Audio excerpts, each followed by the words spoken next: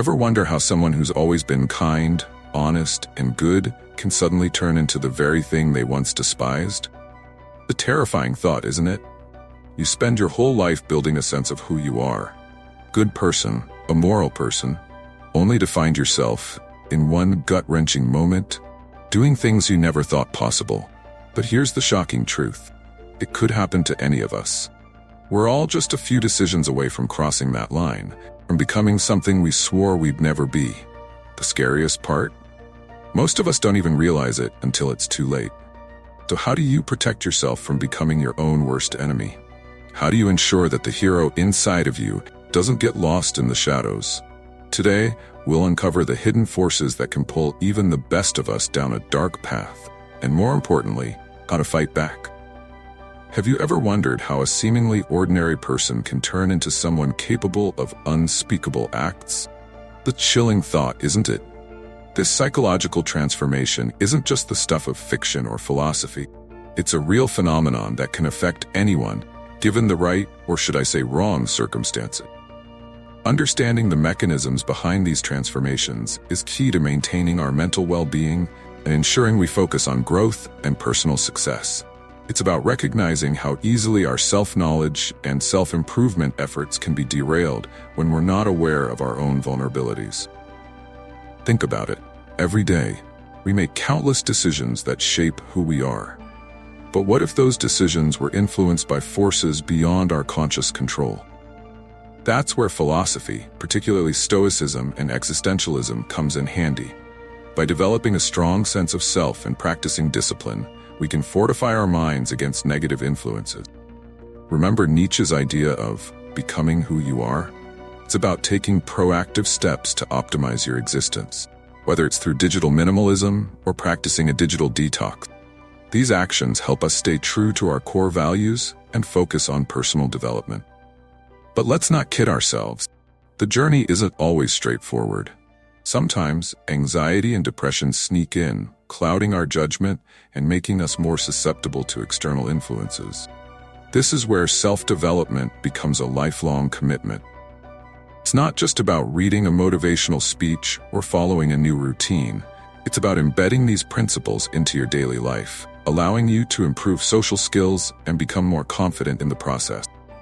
Think of it as building mental resilience, just like muscle memory. The more you practice, the better you get at resisting negative influences. However, this transformation isn't all doom and gloom. The good news is that by understanding these psychological shifts, we can better prepare ourselves and others to resist the darker pulls of human nature. We can strive to be better people, focusing on personal growth and mental well-being. This journey of self-improvement is not just about avoiding the transformation into a monster, but also about learning how to be a hero in our own lives. But how do we do that? That's where our next topic, the Lucifer effect, comes into play. A fascinating dive into the psychological mechanisms that can either uplift or corrupt us. The Lucifer Effect, groundbreaking book by Philip Zimbardo, isn't just about the dark side of human nature, the manual for self-knowledge and personal growth. Zimbardo digs deep into the question of why good people can turn bad under certain conditions. A query that resonates with anyone interested in psychology or self-improvement. By understanding these mechanisms, we can learn how to focus on growth and maintain our integrity even when life throws us into challenging situations. This insight is crucial for anyone looking to optimize their existence and build a strong foundation of personal success. Zimbardo's research sheds light on how situational factors, like being in the wrong place at the wrong time, can hijack our sense of self and moral compass. It's like when you're trying to improve social skills or be a better person, but negative influences keep pulling you back. The idea isn't to scare you into thinking the world is a dark, uncontrollable place, but to empower you with the knowledge that your environment plays a big role in shaping who you are. Think of it as the ultimate guide to personal development. Knowing where the traps are helps you avoid them.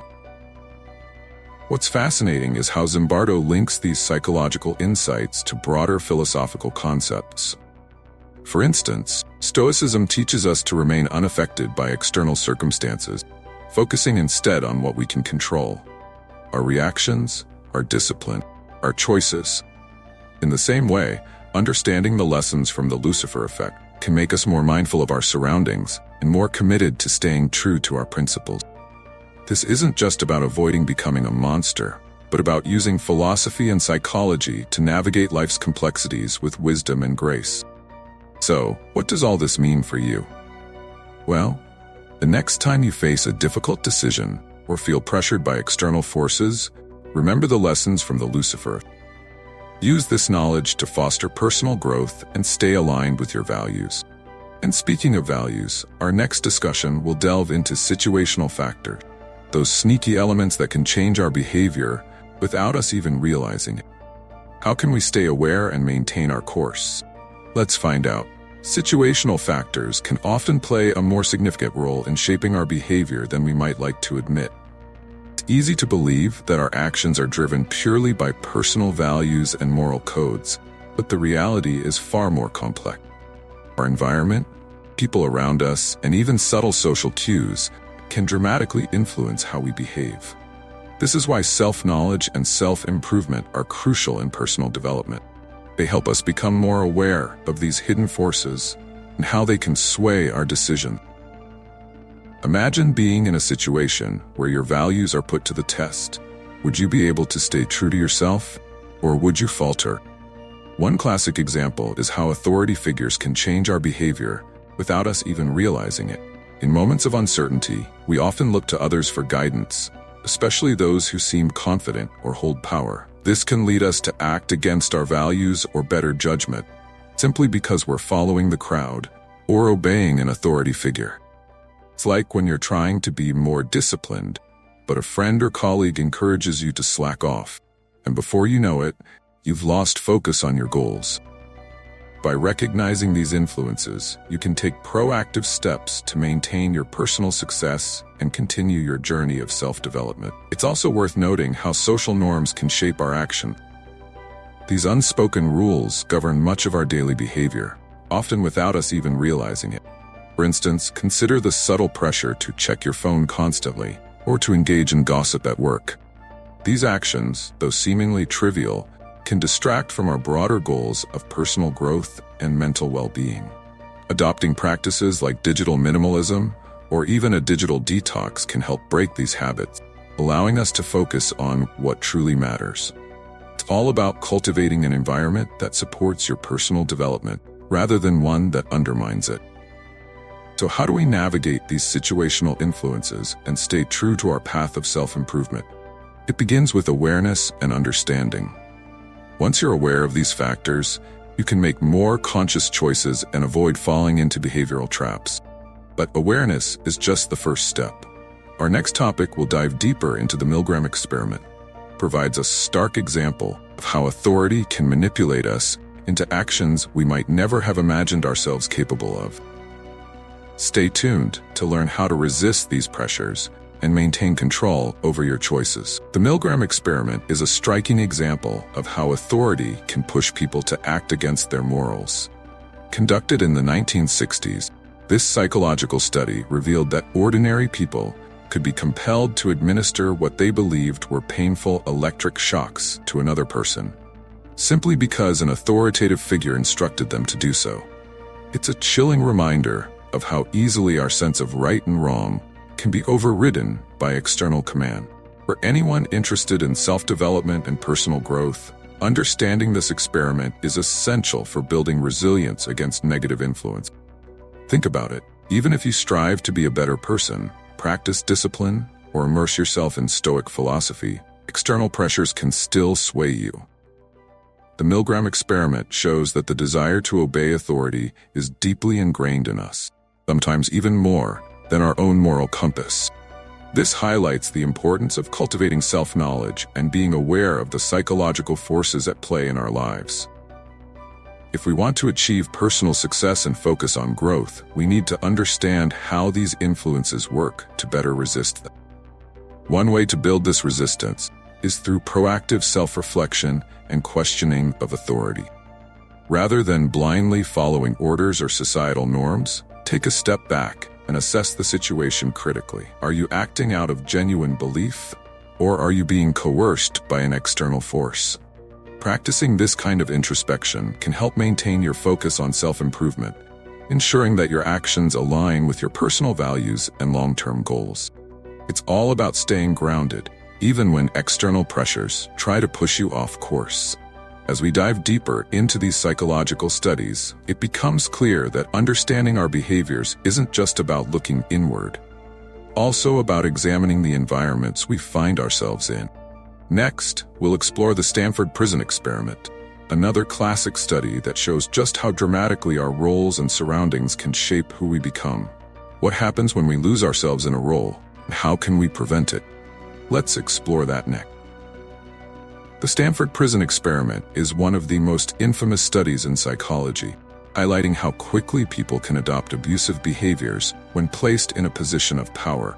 Conducted by Philip Zimbardo in the early 1970s, this experiment placed ordinary college students in the roles of either guards or prisoners within a simulated prison environment. What happened next was shocking. The guards began to exhibit cruel and authoritarian behavior almost immediately, while the prisoners became submissive, pressed, and anxious. This experiment vividly shows how situational factors and assigned roles can lead us down a path of behavior that we might never have imagined for ourselves. The implications of this experiment for personal development are profound. It underscores the importance of self-awareness and self-knowledge in understanding how we might react to different situations. Are we really as in control of our actions as we think? Or could we, too, be swayed by the power of a role or a uniform? This experiment reminds us of the importance of staying vigilant and maintaining our focus on growth, no matter the circumstance. It's a call to be mindful of how quickly our sense of discipline and morality can erode under the right or wrong conditions. However, the Stanford Prison Experiment isn't just a cautionary tale. It's also a lesson in the power of choice. Just because you're placed in a position of power or under someone else's control doesn't mean you have to lose your sense of self or give in to negative behaviors. This is where Stoicism and other philosophical practices come into play. By cultivating a strong inner core and practicing mental resilience, you can better navigate challenging environments and maintain your integrity, even when external pressures are high. The lessons from the Stanford Prison Experiment extend beyond just understanding our capacity for cruelty. They also highlight the importance of creating environments that promote positive behavior and personal growth. But how do we do that in our own life? How do we resist the pull of negative influences and stay true to our path of self-improvement? That brings us to our next topic, obedience to authority and how it can shape our actions more than we might think. Let's dive into how we can recognize and resist these pressures. Obedience to authority is a powerful force that can lead us to act in ways we never thought possible. From the Milgram experiment to real-world events, history has shown us time and again how people can commit acts they would normally find abhorrent when directed by someone in a position of power. This raises essential questions. Anyone on a journey of self-development, how can we maintain our personal ethics and focus on growth when faced with authoritative commands challenge our values? The answer lies in building a strong foundation of self-knowledge and critical thinking. By understanding the psychological mechanisms that drive obedience, such as the desire for approval or fear of punishment, we can better prepare ourselves to resist undue influence. For instance, practicing proactive decision-making and questioning authority, rather than blindly following it, can help you stay true to your personal development goals. It's about fostering an internal locus of control, where you recognize that you have the power to make your own choices, regardless of external pressures. Furthermore, fostering self-confidence is crucial in standing up to authority. Improving social skills and learning how to be more assertive in your beliefs can empower you to voice dissent when necessary. It's about finding the balance between respecting legitimate authority and maintaining your own integrity. This kind of self-improvement requires continuous effort and practice. The rewards are significant. You build resilience not just to authority, but to any external force that tries to sway you from your path of personal growth. So, how do we cultivate this resilience in our everyday lives? It's not just about saying no to authority. It's about understanding when to say no and why. Next, we'll explore the concepts of de-individuation and anonymity, and how losing our sense of individuality can lead to behaviors we might never expect from ourselves. How does anonymity affect our actions, and what can we do to stay grounded? Stay tuned to find out.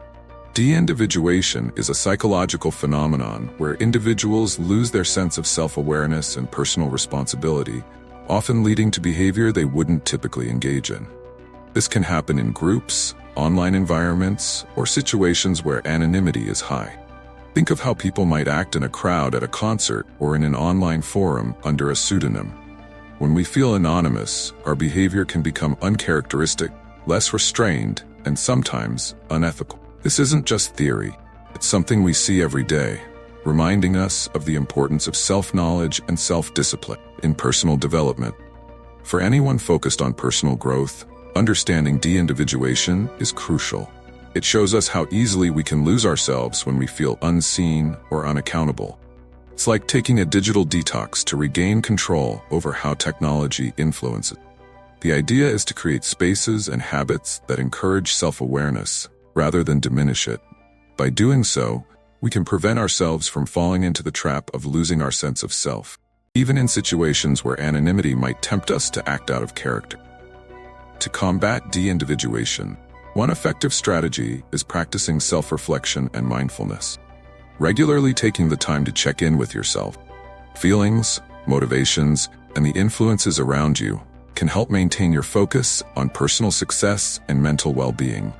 It's about staying grounded and centered, ensuring that your actions align with your values, even when anonymity might make it easier to stray.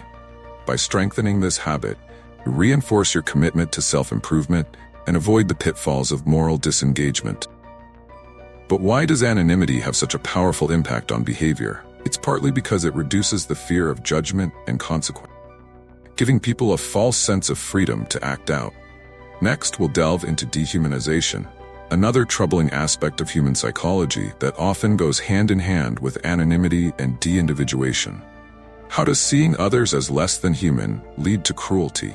What can we do to counteract this dangerous mindset? Let's explore that next. Dehumanization is a disturbing process where people come to see others as less than human, often as a way to justify cruel or inhumane actions. It's a tactic used throughout history in conflicts and atrocities, allowing individuals to distance themselves from the pain they inflict on others. For those committed to personal development, understanding dehumanization is key to maintaining empathy and compassion, even in challenging circumstances. It's a reminder that self-improvement isn't just about growing oneself, but also about how we treat others in our pursuit of personal success and mental well-being. Imagine being in a high-stress environment where you're encouraged to view someone as the enemy or less worthy of empathy. It becomes easier to justify harsh actions when you don't see the person on the receiving end as fully human. This mindset can creep in subtly, impacting how we interact in our personal and professional lives. By focusing on growth and practicing empathy, we can guard against the mindset that dehumanizes others and maintain our commitment to being better people. This is where the teachings of Stoicism and philosophy can provide a moral compass, helping us stay on track, even when the world around us may encourage otherwise. One practical example is the workplace. In competitive environments, it's easy to see colleagues as obstacles rather than people with their own experiences and feelings. This mindset can lead to toxic behaviors and a lack of collaboration. By actively choosing to see the humanity in others, we can foster a more supportive and growth-oriented environment. This approach aligns with Essentialism, which encourages us to focus on what truly matters, building meaningful relationships, and contributing positively to those around us. So, how do we ensure we don't fall into the trap of dehumanization? It starts with awareness and a commitment to empathy. By continually challenging ourselves to see the full humanity in others, we not only improve social skills, but also reinforce our dedication to personal growth. But language also plays a role in how we perceive and treat others. Our next topic, euphemistic language, explores how the words we use can soften the reality of our action. making it easier to engage in behavior we might otherwise find unacceptable. Let's dig into that next. Euphemistic language is more than just a way to soften harsh realities. It's a tool that can shape our perception of actions and events, making them seem more acceptable or less severe. For instance, phrases like collateral damage instead of civilian casualty, or enhanced interrogation instead of torture, can desensitize us to the gravity of these actions. In the realm of personal development, being aware of how language can manipulate our understanding is crucial. It helps us stay aligned with our values and avoid being subtly swayed by misleading terms. Imagine you're in a professional setting where the term streamlining is used to describe laying off employees. The word choice can make a difficult decision seem more palatable, but it also distances us from the human impact of that decision. By recognizing this use of euphemistic language, we maintain our commitment to transparency and empathy, essential components in any journey of self-improvement and personal growth. It's about staying honest with ourselves and others, ensuring our actions reflect our true intentions and values. Language shapes our thoughts, and our thoughts shape our action. If we constantly use or hear euphemistic language, we risk becoming desensitized to the consequences of our actions. For example, someone practicing digital minimalism might refer to cutting down screen time as reducing distractions, which feels less intense than detoxing from digital addiction. While both phrases aim for a similar outcome, the former is gentler and might lead to less urgency in taking action. Understanding this helps us make more intentional choices in our personal development journey. So, how do we combat the effects of euphemistic language in our lives? It starts with mindfulness and a commitment to clarity. By choosing our words carefully and being aware of their potential impact, we stay grounded in reality and focused on genuine self-improvement. This awareness is vital for maintaining integrity and ethical standards, even in challenging situations. Up next, we'll explore the path to heroism, a powerful concept that urges us to go beyond mere awareness and take proactive steps to resist negative influence. How can we become heroes in our own stories? Let's find out. The path to heroism isn't just about grand gestures or dramatic acts. It's about everyday decisions and the commitment to personal accountability. In a world where situational factors, authority figures, and even our language can push us toward unethical actions, choosing to be a hero means resisting those pressures and staying true to our principles. This path requires discipline, courage, and a deep sense of self-knowledge, qualities that are cultivated through consistent self-improvement and personal growth. Becoming a hero in your own life doesn't mean you won't face moments of doubt or temptation. It means you recognize these moments as opportunities for growth. For example, when faced with a choice that goes against your values, you can draw on the teachings of Stoicism or existentialism to remain grounded. Philosophers like Nietzsche and Schopenhauer remind us of the power of choice and the importance of living authentically. By focusing on growth and optimizing your existence, you reinforce your commitment to be a better person, even when it's difficult. Heroism also involves questioning authority and challenging the status quo when necessary. It's not about being rebellious for the sake of it, but about ensuring that your actions align with your personal ethics and the broader good. This proactive stance is essential in resisting negative influences and maintaining mental well-being. It's about knowing when to stand firm and when to adapt, always with a focus on personal success and the greater good. Think of Marcus Aurelius and his meditations on virtue and leadership. These are timeless lessons that remind us of the heroism found in everyday life. As we conclude this journey through the darker sides of human psychology and behavior, remember that the path to heroism is an ongoing process.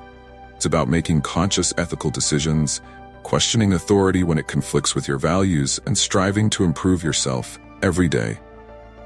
So how will you apply these insights to your own life? How will you ensure that your actions, big or small, contribute to positive change? And with these thoughts in mind, let's transition to our introduction for the video title, From Hero to Villain: The Tragic Transformation of Good People.